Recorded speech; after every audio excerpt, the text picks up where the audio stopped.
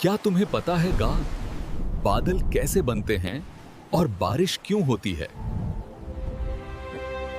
जब सूरज पानी को गर्म करता है, वो भाप बनकर ऊपर उठ जाता है।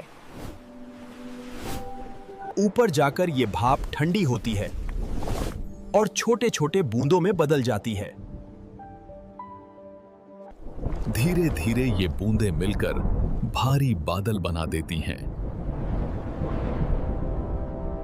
जब बादल बहुत भारी हो जाते हैं पानी जमीन पर गिर जाता है। यही बारिश है। बारिश धरती को ठंडक, पानी और जीवन देती है। लाइक करो, शेयर करो, और सब्सक्राइब करना मत भूलो।